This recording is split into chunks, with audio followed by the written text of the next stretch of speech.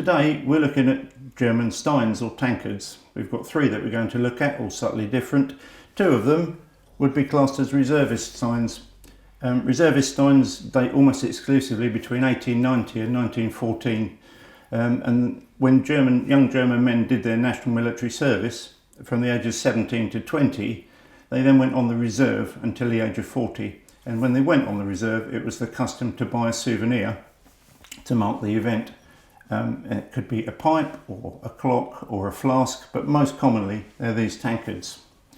They are normally, but not always, ceramic, and they normally contain details like the man's name, his unit or regiment, the years of his service, and very often, in the case of this one, there's the muster roll of the men that he served with, because he would have enlisted with the same men that he trained with, served with, and went on to the reserve with. So it's a great esprit de corps.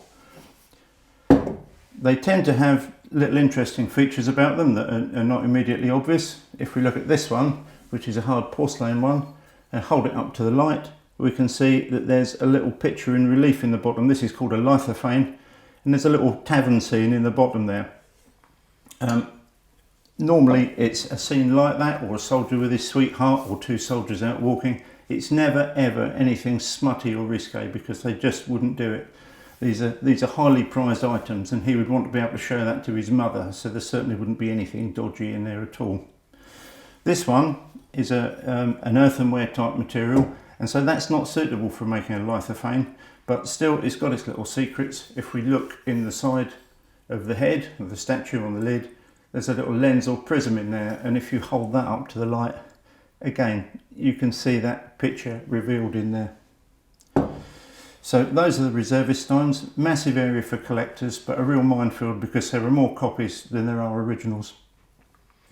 This one is something completely different, as they say. Pewter tankard with a medallion on the front. In the Art Nouveau style, it's depicting an eagle wearing a Prussian crown, and underneath the date 1914. If we look at the lid, there's a full-size representation of an iron cross, and around the outside in German is the inscription, "To my dear Paul, Christmas 1915. Now we have no way of knowing what the background to this is, whether it was given as a commemoration of the man actually being awarded the Iron Cross, or if it's just a tankard with militaristic decoration. The only thing we can be sure of is that it was given as a Christmas present in 1915, so it seemed like a good one to end on.